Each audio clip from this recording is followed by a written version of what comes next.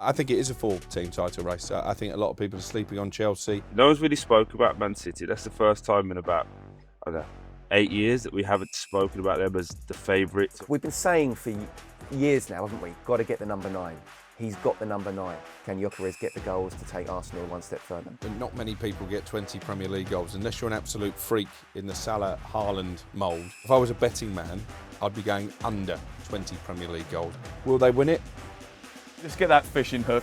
Just have a little nibble there. They were 10 points behind Liverpool. I don't think there'll be a 10-point swing this time. Salah was a bit underwhelming, actually, and that is a bit of a concern. If Isak comes in, is he still the main man in that Liverpool attack? If they get Isak, as we all know, that guarantees you 25 plus goals. How difficult is it going to be if he doesn't go?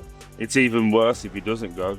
How will that group accept him back? Because it's really difficult when you've told everybody, right, I want to leave. Newcastle have been getting a little bit of stick this summer. I do feel the owners need to do more. Yeah. You can't just hide behind PSR. Actually, what I think this shows is they're still not the attraction that Manchester United, even without Champions League football, Chelsea and Liverpool are. We haven't even spoke about Haaland once in this off-season. So I think there's going to be an element of him going, okay, you forgot about me, watch this. And they have the best manager the Premier League has arguably ever seen. It's Premier League All Access in the big season preview with Sam Matterface, Troy Deeney, Alex Crook and Scott Minto. This is part 1 of 2 parts. Part 2 is going to be out a little bit later this week as we go in depth ahead of the Premier League season. Gentlemen, a big hello to you.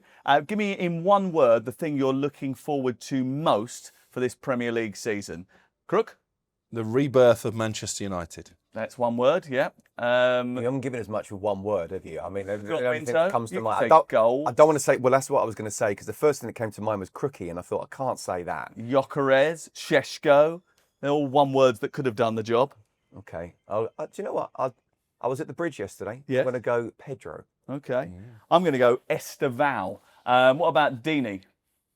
I'm going to go Haaland.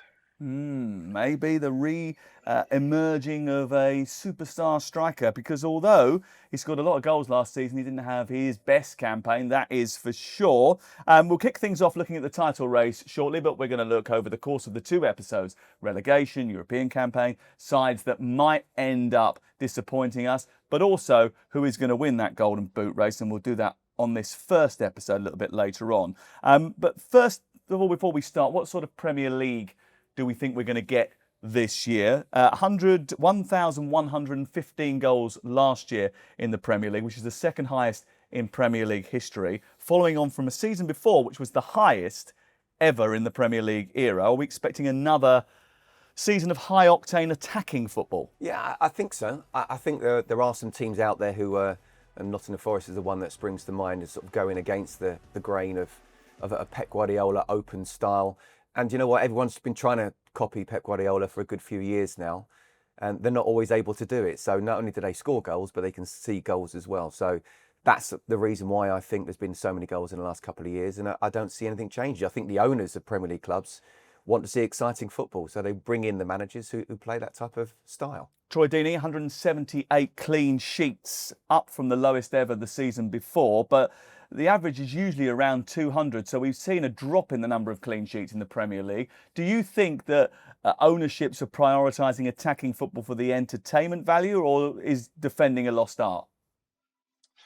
I think defending is a lost art. I think the rules have changed it now, so it's harder for defenders to make tackles, to have contact, especially with VAR. But actually, for the owners, are starting to look at attacking players as more of a business opportunity. If you have a bottom 10 team that has a striker that scores 10 to 15 goals, you can actually now say he demands 50, 60 million. So it's a little bit of both, but I would actually prefer if, the rules were a little bit more lenient. And I feel like I'm Scott Minto's favourite person right now, but defenders can't actually defend the way they used to. You're spot on there, Troy, you are. For so long, the Premier League has talked about number of games. We've talked about the increased physical demands on the players. Will we see teams take on bigger squads, do you think, this year? That's a really interesting question, particularly for the teams like Newcastle and Spurs, who have now got Champions League football to contend with.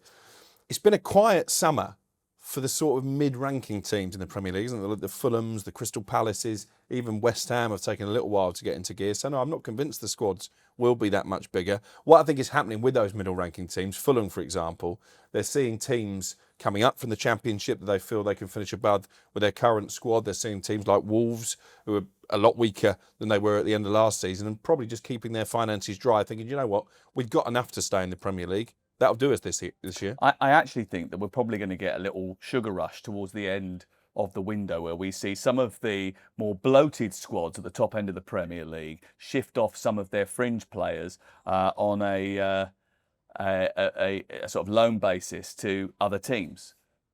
Yeah, I think, you know, what we see, I think because of PSR and the way it's been, you know, people have to get people out before they get people in, unless you're Manchester United, who were bankrupt not that long ago and have now just spent over £200 million.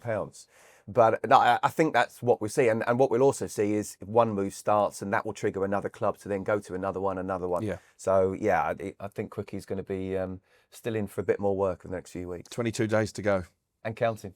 Absolutely. How important a set piece is going to be, Troy? Because looking back at last season, we saw a 4-year low in goals from corners. Are we becoming less reliant on set pieces, or could you see a situation developing where we see more next campaign?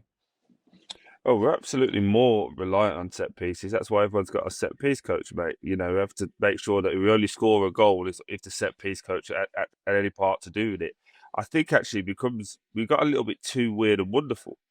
Again, me and Scott played in a time where you used to just put the ball in a good area and have 3 runners. One went front post, one went middle, one went back.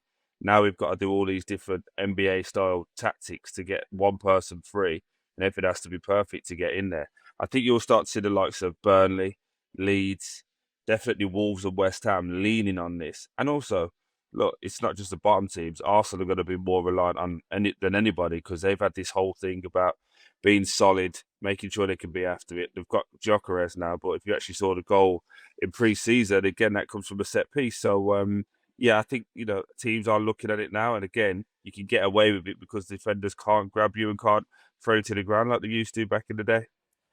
For so long, the Premier League's been sort of like a tribute to Guardiola's possession-style football. But last season, we saw a few variations and adaptations in people's approaches, right?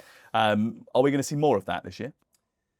No, I think the managers who did that, you know, as I've already mentioned about Forest with Nuno, and I think I like the way that Iriola does it at Bournemouth. It's kind of like a very chaotic press, but everyone knows exactly what they're doing. I don't think there'll be too much change. I think, you know, I've said for many a time, and you guys know what I think about Pep Guardiola, and people have asked me the question, has Pep Guardiola ruined English football? It's like, no, it's the coaches who've tried to copy Pep Guardiola with lesser players than Pep Guardiola had. So everyone just has to do what they have to do for their own particular team, and anyone who's trying to copy anything, I think is ridiculous. But I don't think we'll see too much change, because the owners want the managers to play the type of football that we've been seeing for the last few years. OK, let's get stuck into it then. Who is going to win this season's Premier League? So Opta, the data specialist, suggests that Liverpool have got a 28% chance of winning the Premier League. Arsenal, 24% chance of winning the title. Manchester City, 18%. Chelsea, 8%. How many teams, Troy Deeney, are in the title race this season?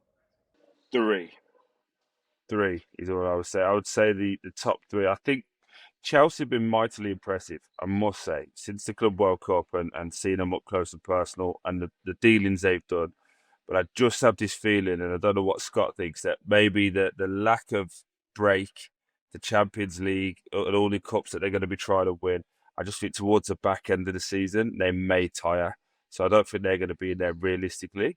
But I do think it's between Liverpool, Arsenal and Man City. No one's really spoke about Man City. That's the first time in about, I don't know, 8 years that we haven't spoken about them as the favourites or even being there. We're actually still not sure what type of midfield they're going to have. So loads of question marks around Man City. But I actually think there's quite a few people, with it being a World Cup year, they'll be bang up for it and will be wanting to prove that they are still world-class players. Do we agree with the fact that there's only 3 teams in the title race? Mikel Arteta said 8, didn't he? Is that what he said a couple He might have been exaggerating a little. I think he said 9, actually. Is it 9, is it? 9. I do agree with Troy. I went to Stamford Bridge yesterday to see Chelsea absolutely demolish Milan in the first 20 minutes. And I went there thinking, with this question, 3.5. You know, the 3 we know, and Chelsea's a half a team. I'm going to go 3 3/4. Now, I'm not saying that Chelsea are right up there, because I do agree with Troy, exactly what he's been saying. You can't, I know they're young, they're fit, there's a lot of players there. Maresca, to be fair to him, has always been quite happy to rotate, and he was brilliant during the Club World Cup. But I do think come the end of a really hard, demanding season, to combine Premier League, Champions League, when it was Premier League and Europa Conference, you've got the domestic cups as well. I don't see them being, I think, 4th and going deep in the Champions League, maybe winning a domestic cup would be brilliant. So I'm going to go 3. What do you think? 3, 4? Manchester United must be, after all their investment. Crook involved, no? He's got them a Champions League place, haven't you? Well, assuming the Champions League is going to be 5 places, I think they can finish 5th. But I think it is a 4-team title race. I think a lot of people are sleeping on Chelsea. I was quite critical of Enzo Maresca last season. I expected them to fall away. They didn't. They finished really strongly, nicked that Champions League place in the last day of the season, won the Conference League, as they should have done. But the way they went through the Club World Cup, and particularly that performance in the final against PSG, they're going to be oozing confidence. Cole Palmer was back to his best by the end of that tournament. I think João Pedro is someone who, if he stays fit, he's going to be really motivated because he wants to be Brazil's number 9. He's going to have a good season. I have question marks about them defensively, particularly with a nasty injury that Levi Colwill has suffered. I'm still not overly convinced with a goalkeeper. And you talk about them tiring at the end of the season. They've got a pretty kind start in terms of the fixtures early on, so they've got the opportunity to carry on the momentum from the Club World Cup. And we saw with Liverpool last season, if the other teams you expect to be challenging are a little bit off it at the start of the season, they can get the points on the board. Liverpool finished the season quite poorly, really, sort of stuttered over the line, but it was the work they did at the start of the season that really set them apart. Well, once they got over the line, they didn't win a game. Chelsea, though, I looked at the data, Troy, and Crook's right about the defensive issues. Last season, they conceded far too many chances, and actually they overperformed defensively if you look at their XG against. Too many chances, I think, to be contenders for the Premier League, especially bearing in mind Colwill's out long term. They've got no goalkeeper upgrade. That attack is good, but can it carry that defence? That attack is excellent. And it's really interesting to see how Crookie's changed his mind as well, because if I remember when João Pedro left Brighton, you were saying Brighton were not actually that bothered that they let him go. Now all of a sudden he's going to be motivated and ready to go. Listen, both can be true. That sounds like something that Troy said. Both can be true. Brighton can be telling me they were quite relaxed about the situation because he didn't have a great season, and I can say he's going to tear it up for a year at Chelsea. I don't know if he's a striker who's going to tear it up year after year. He's telling you what to do and making you feel a little bit more bold in your statements. It's fine, no worries. Anyway, I just wanted to say, yeah, with I'm still seriously worried about Sanchez. I know he had a wonderful Club World Cup. But again, if you see the goal against AC Milan, his positioning's all over the place. That's a near post shot. I think he should save it. I think there's a real weird place with Sanchez because he's shown you what you can do, and then we've seen over the course of his body of work that he's going to let you down in big moments. You talk about the defensive frailties. They have looked at improving that as well. Colwell being out is obviously massively disappointing, not only for Chelsea but for England. But I've got Fofana back, and if he can stay fit, and again, it's a massive if, in my opinion, he's one of the best centre-backs in world football, not just in the Premier League. So they do need to shore that up, but you'd like to think that with all the players they've got in front, the pace, the power, and the fact now that they don't have Nicholas Jackson missing 4 one-on-ones a week, they should be okay. They've certainly got a lot more firepower. $1 Million Minto is the you know what? That hurt him, Troy. Nicholas Jackson fan club. You know what? You two keep on saying that, but just because I defended him in the first season, it's not like I'm president of his fan club. Vice president, we said. Okay, Scott, I just need you to know as well. I spent half of last season hearing Mr. Matterface tell me how he's improved because he's staying on side now and he's going to lead us forward and he's the next Didier Drogba was what he said. Oh, I don't think I said that, but yeah, and they are. I never said that. But what I did say, Troy, is that this is a guy who has had to lead the line when he's had half a good season for Villarreal. He didn't go through professional academy, so he's almost ahead of the game of where he is. He's got the raw talent. But what I like about Chelsea now is they're not just relying on him about being the main man up front. I think you should still try and keep him. I always think, Troy, in terms of strikers now with one striker, just assume someone's going to be injured and then you need an option coming off the bench. So those three look very, very good for me. Let's move on to Liverpool, because everybody, I think, thinks they're massive favourites by virtue of the fact they've done so much business. Yeah. But there's a lot of factors to concern ourselves with Liverpool, I think. Obviously, you've got the tragedy of Diogo Jota's passing and how that impacts on the dressing room over the course of the season. And I don't think you can underplay that. I mean, it's a unique and tragic and horrible circumstance, and it's going to affect people in different ways over a different time period. And then you do have the influx of new players, and that takes time to bed in. I mean, we saw in the Community Shield, there were great signs with Wirtz and Ekitike in the early stages of that game. But the two fullbacks going really wide and high caused them problems defensively, and it might take a little while to iron out those creases. Yeah, I mean, they were used to that really with the fullbacks playing high. You know, Trent obviously did most of his good work in the opposition half of the field. I think what was more obvious at Wembley was how much they need Ryan Gravenberch in the team to make them tick as a defensive unit. Obviously, he missed that Community Shield because he'd become a dad the day before, so congratulations to him. I spoke to Arne Slot after the game. He admitted there have been times during pre-season when they have given up too many chances. That was something you alluded to in commentary at Wembley. But he said, once we've got Gravenberch back in the team, I'm not worried about that going forward. I thought Ekitike was electric, and any ex-professional, particularly Troy as a striker, would tell you if you get a debut goal at a new club, it just sets you in good stead for the season ahead. Wirtz was excellent. Salah was a bit underwhelming, actually, and that is a bit of a concern when you look at how he finished last season. The fact the makeup of the attack has changed a little bit. If Isak comes in, is he still the main man in that Liverpool attack? So that would be a slight red flag for me, but I still think in terms of squad depth, particularly if they do get Alexander Isak and a centre-back, they're going to be the team to beat. I thought Florian Wirtz was absolutely superb in that first half of the game, and his combination play with Ekitike was lightning. They seemed to have a sort of almost symbiotic relationship. Everybody knew where everybody was flowing. The fullbacks I thought were different, because Frimpong going on the outside of Salah is different to how Trent Alexander-Arnold used to play, where he was a little bit deeper, might come in front and play a longer ball going forward. And that meant that Salah sort of almost wandered into an inside right channel.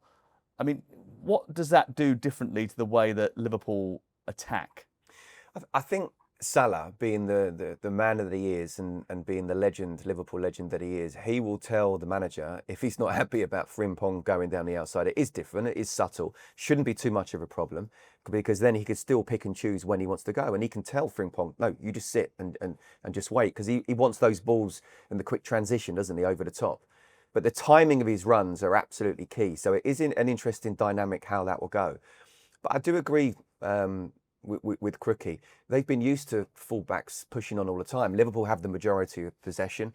They do need to worry about the transition. We've seen that in pre-season, and not just with Palace.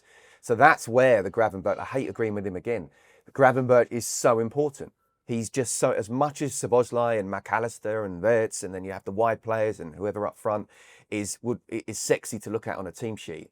That holding midfielder, it's why they're now worth, over £100 million for that position. They're so crucial. But once he's in, yeah, Liverpool for me they look very good. The only thing I'd say about Liverpool is just when it looks like they've strengthened and they were the best team last year, how will they all get together and blend nicely? And little things like you just brought up there with Frimpong and Salah, because Salah, the first half of the season, he didn't win Liverpool the title single-handedly, but because he was so good going forward in terms of scoring goals, Liverpool were too far away by the time they did drop off. One area where they aren't well stocked is at centre-back. If they get a big injury to one of the two main centre-backs, Troy Deeney, that could be a problem for them. Yeah, absolutely. Again, we talk about how Liverpool are great and have improved. I was more worried yesterday looking at the bench. I thought their bench looked quite weak yesterday in terms of depth.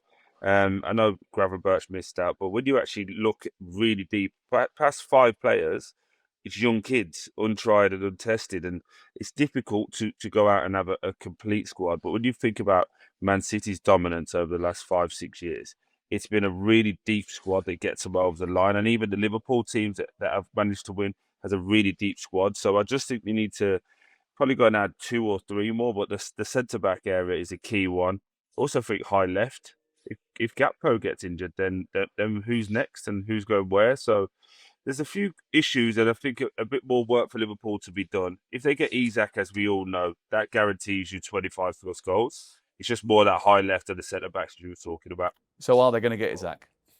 If you gave me £100, I'd probably put it on Isak to Liverpool. I just look at Eddie Howe's body language. I think he's fed up with the situation. I think a lot of Newcastle fans seem to have turned against Isak, and he's made his stance pretty clear, hasn't he? He's not going to engage in new contract talks. He only wants Liverpool.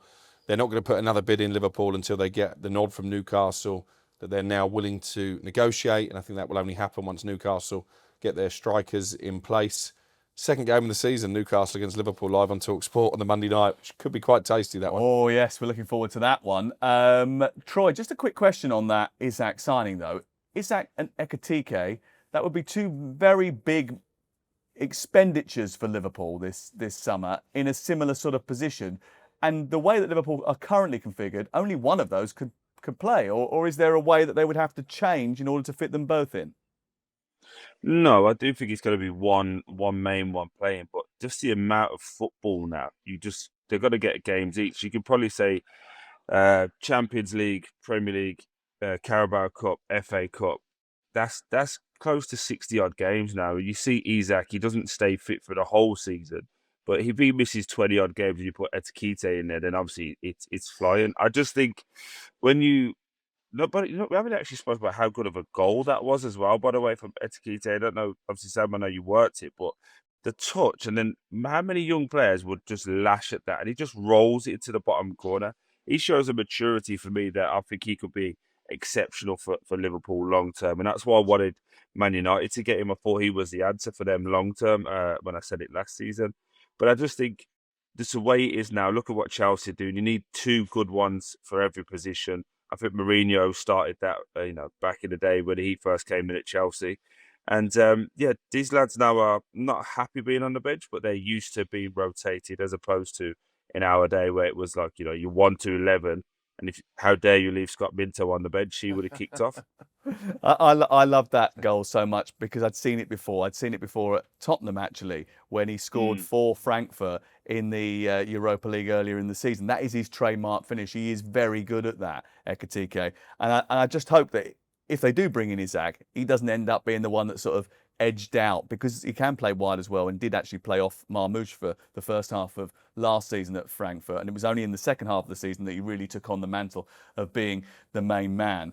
There's a new man at Arsenal, a new main man at Arsenal in Viktor Gyökeres. The bridesmaids for the last few seasons have now decided to splash the cash in a number of positions. They brought in Zubimendi, Madueke, Gyökeres, Norgard and more.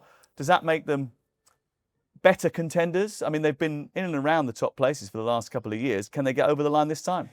Yes is the answer. And I'm interested in Troy's opinion in terms of, from a player's point of view, when you have been second and then second and then second. Let's be fair. The 2 years they were up against arguably the greatest team we've seen in England, club side.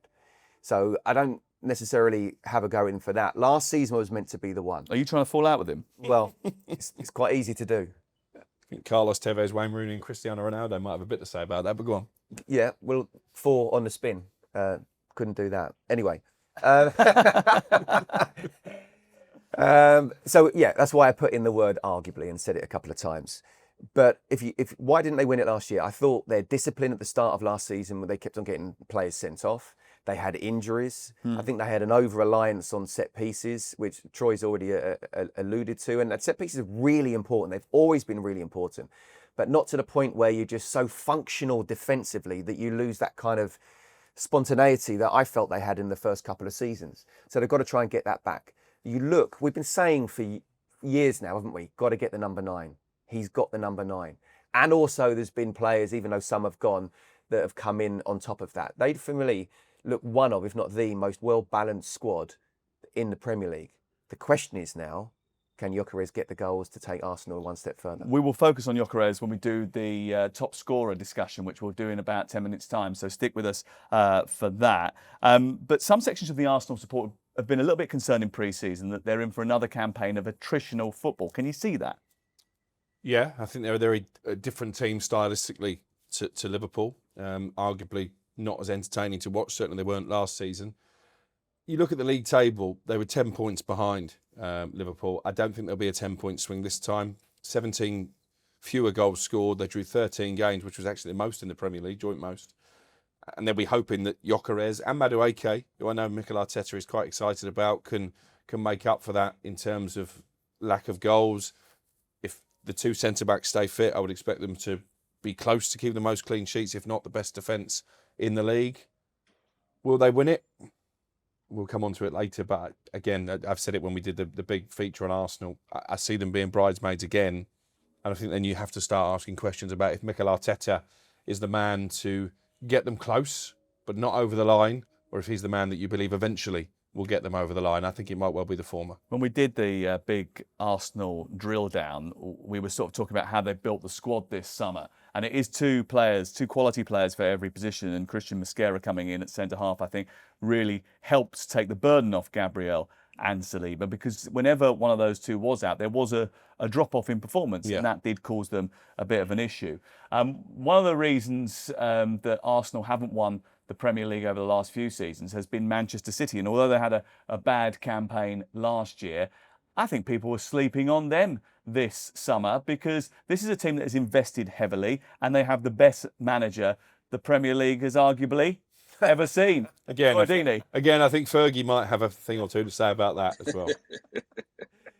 Just rolled him. It's all right. Yeah, just get that fishing hook. Just have a little nibble there.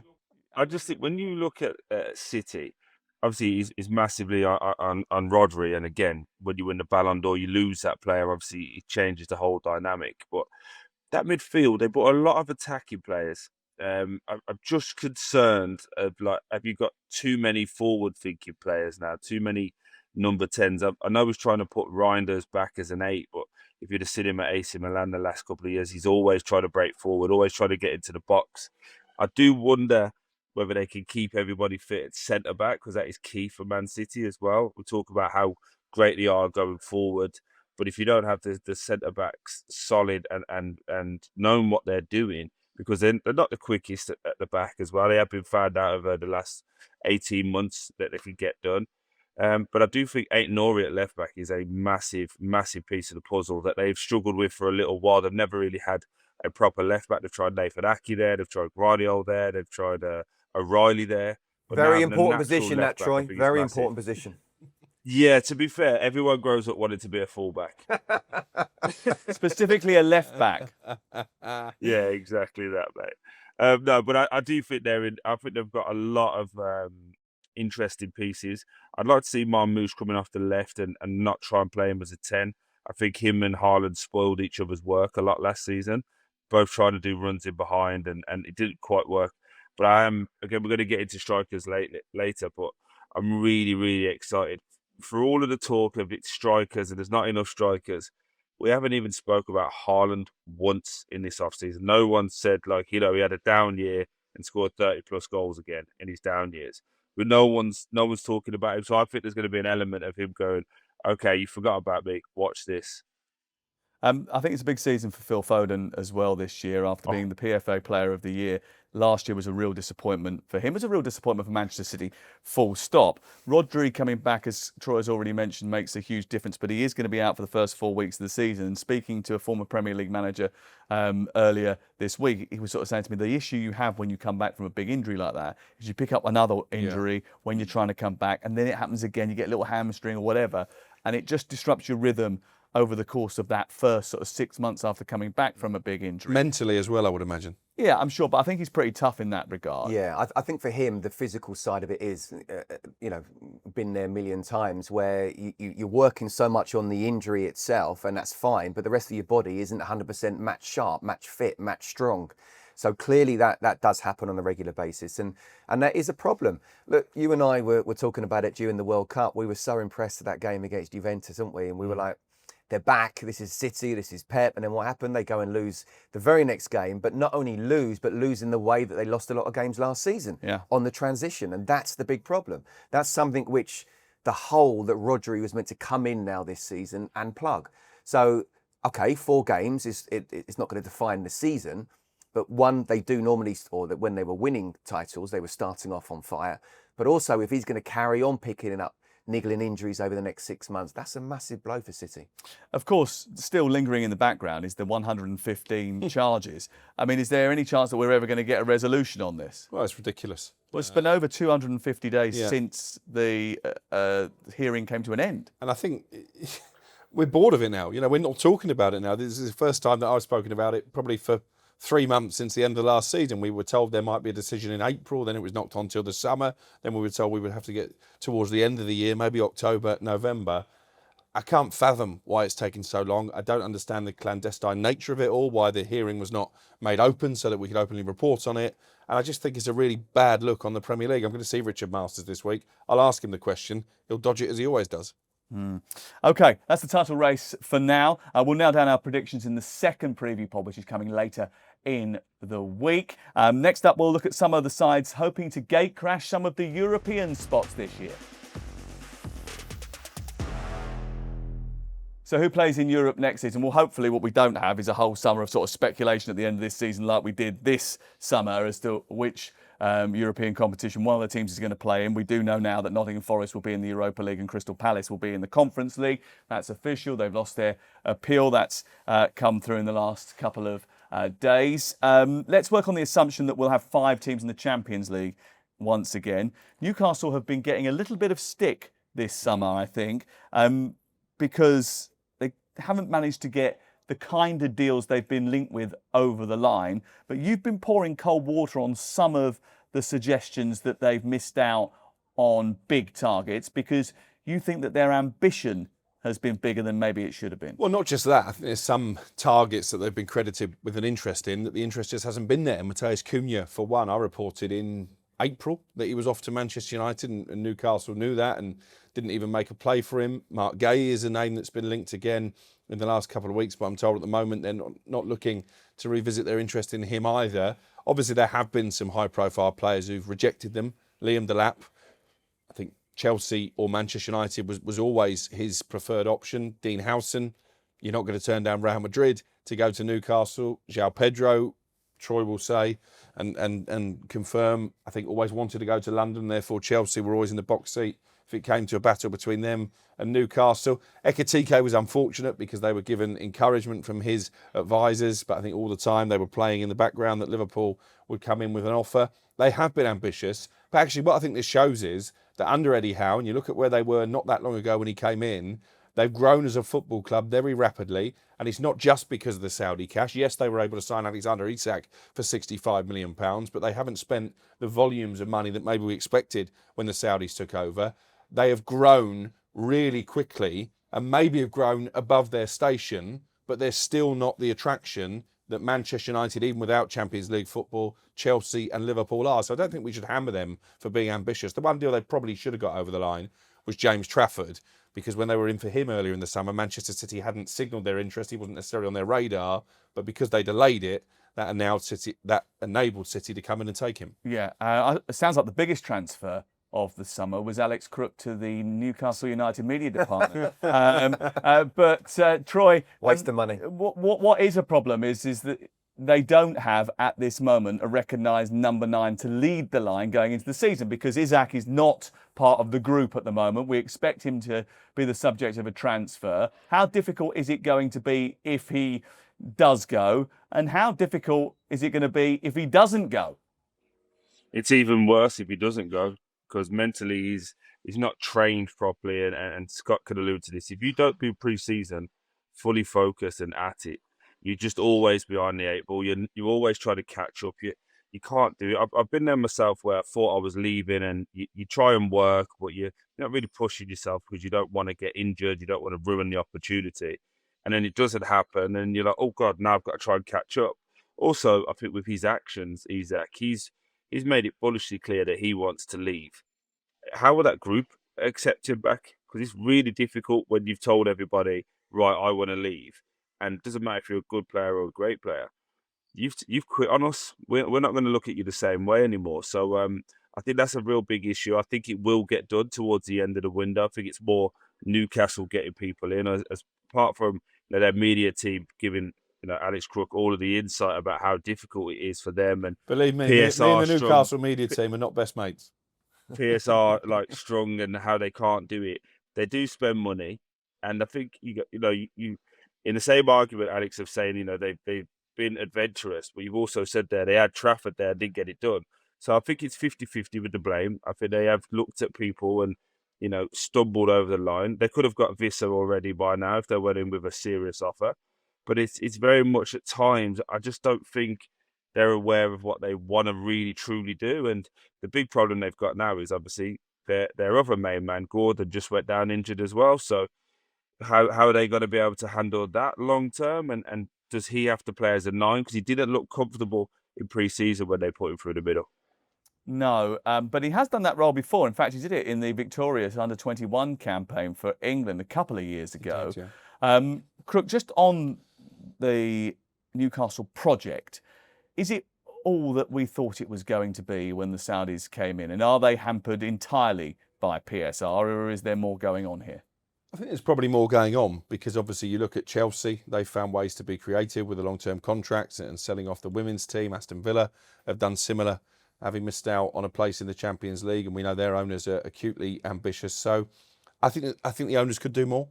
I think Eddie Howe has been dealt a rough hand this summer with Paul Mitchell leaving as sporting director. They've still not got the replacement over the line. We expected to be Ross Wilson at Nottingham Forest, but you wonder why that's continuing to drag on.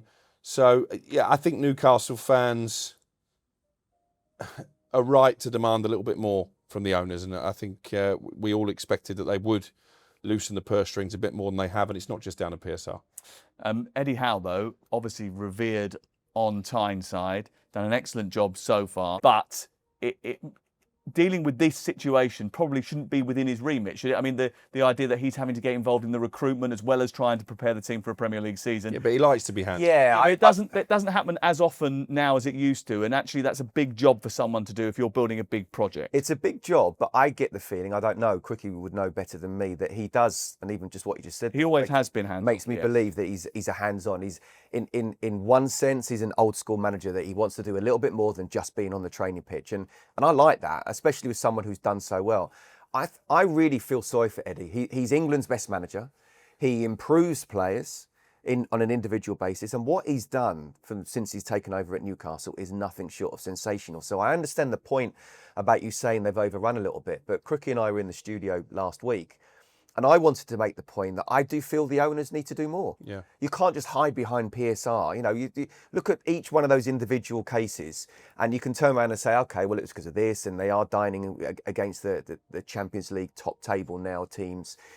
But make a statement. Come out and do something. Come out and show us that even for just for one player, you're actually going to take them in and show that the Newcastle fans, you want to take them forward. And I don't know how connected they are.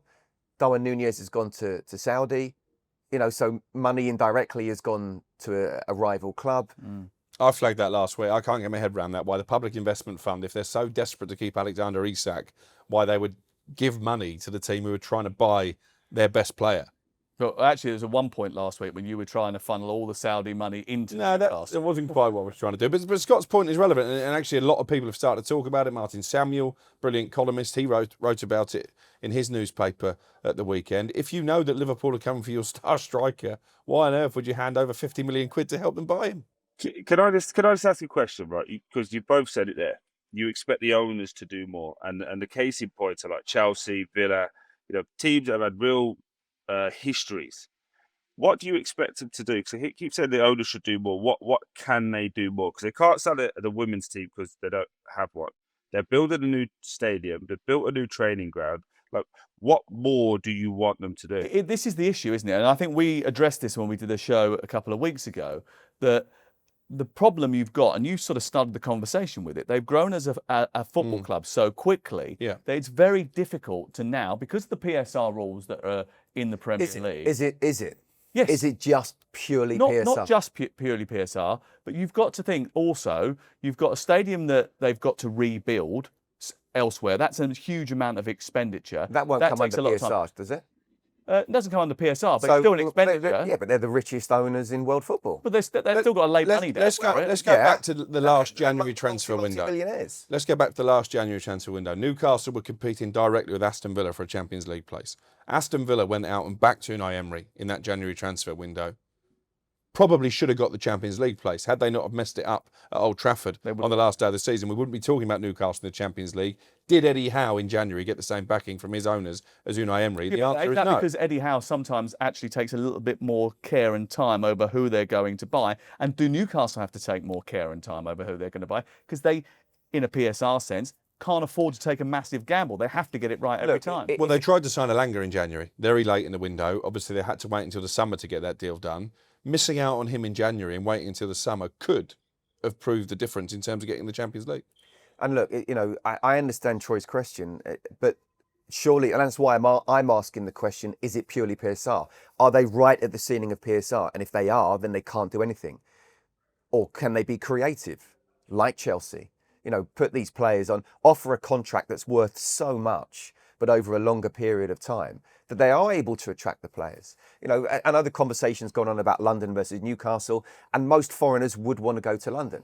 But Newcastle's a fantastic club with fantastic fans, the cathedral that is the stadium at the top of a hill. I just think Eddie Howe needs to speak to the owners and say, look, where are we with this? And if he's comfortable with it, then they need to understand his situation, because I think at this moment in time, as we speak, he's got a difficult season coming up. I know we spent a lot of time on Newcastle. Very quickly, I think they've also missed Amanda Staveley as a figurehead. Well, they've missed a lot of people behind the scenes. And look, we must say that obviously Darren Eales, who was a big part of their organisation, has been seriously ill. He had to step away from his position. He's a very experienced administrator.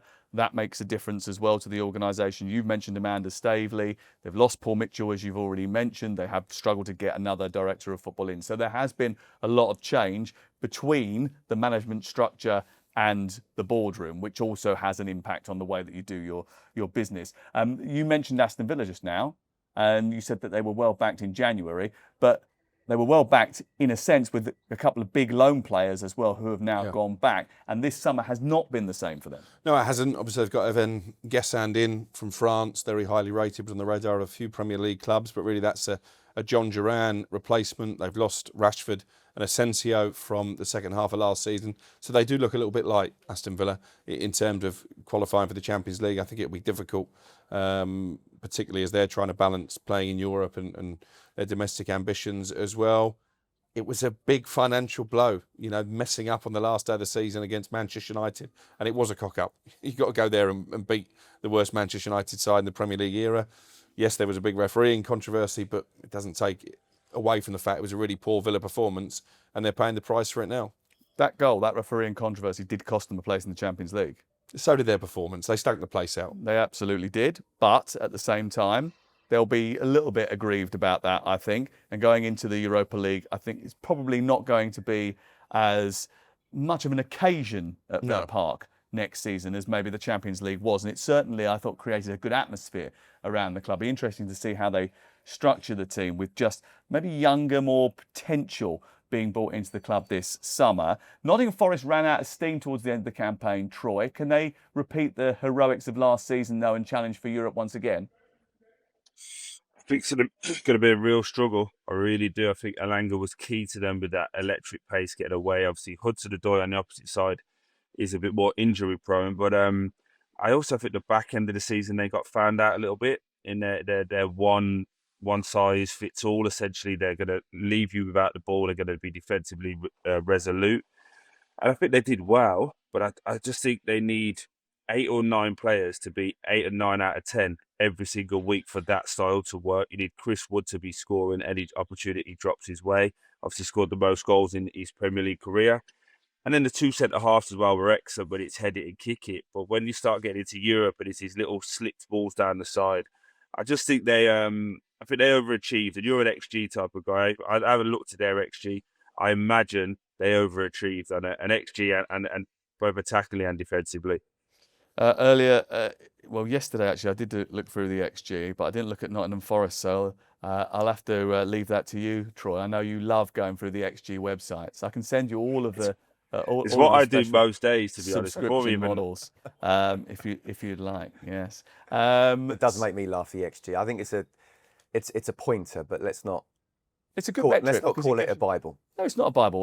What it does is, like all data, in my opinion, and we were talking about this in a lift earlier on, me and Crookie, when we were talking about recruitment. You know, it's one of the tools that you use when you're assessing a player. Surely you look at the data, you look at the value, and you also use your eyes and watch a lot of football to work out whether or not you think that person's the right person for your team. You don't just rely on the data. Some teams do just rely on the data, and those teams have had problems with that. Yeah.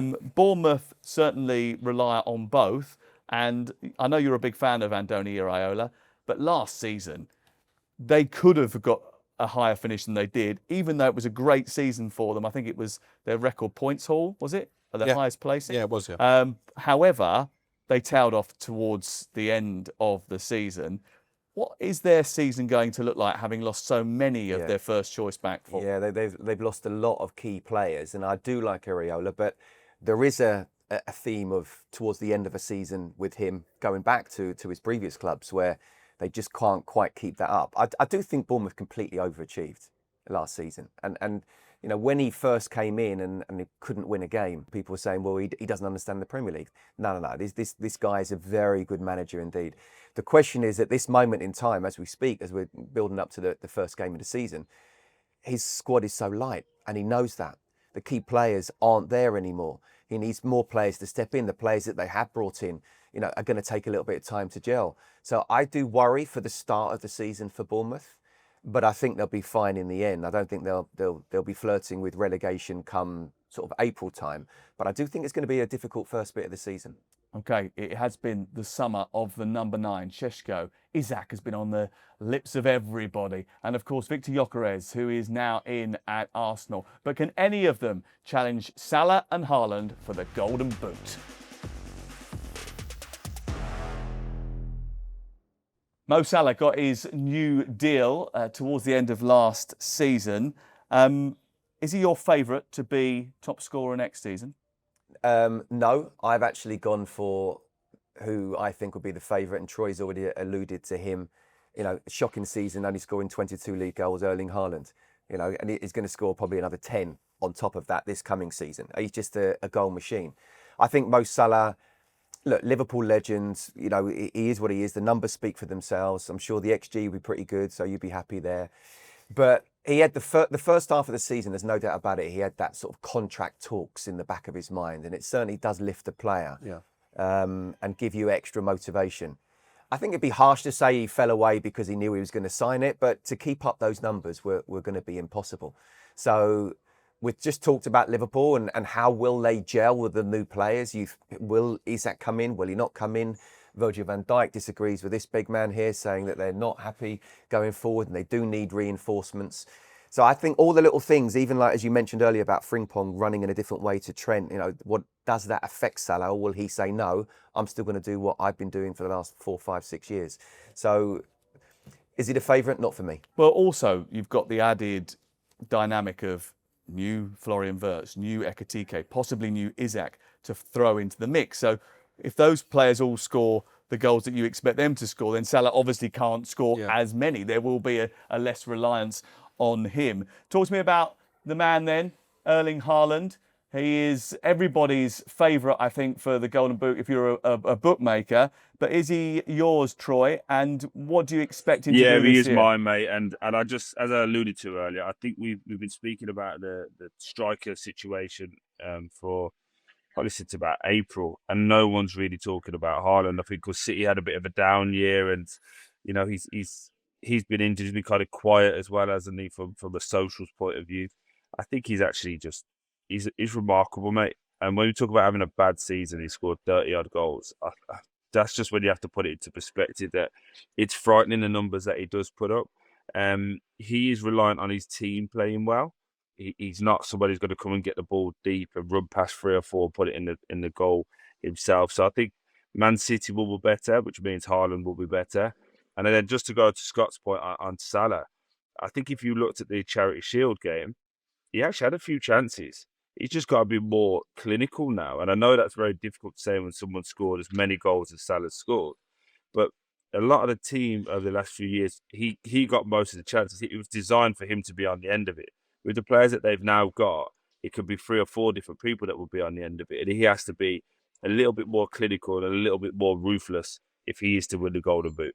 I know you're a little bit worried about me, and I promise you that over the course of the next 12 months, I will get a life. But Victor Gyökeres scored 97 goals in 102 games in Portugal, 11 of them coming in 17 Champions League games. How many goals does he score for Arsenal?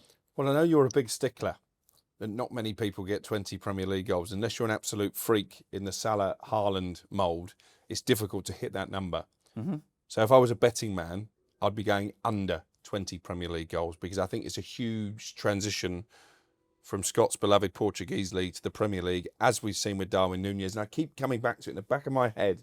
Tony Bloom is an absolute genius. If Gyökeres really is this superstar striker that's going to rip up the Premier League, why did Brighton let him go in the first place? And why weren't more big clubs clamouring when he left Coventry City? João Pedro in at Chelsea might have a say in the Golden Boot race. I know you like him a lot. Troy's a big fan of him. Obviously, Chelsea have Liam Delap as well, so maybe the rotation might cause João Pedro a problem in terms of going for the Golden Boot. He's not a great character when he's being rotated. Troy will probably vouch for that. He's quite an emotional guy. He can sulk when he's not in the team, so that's going to be a challenge. Is that true, Troy?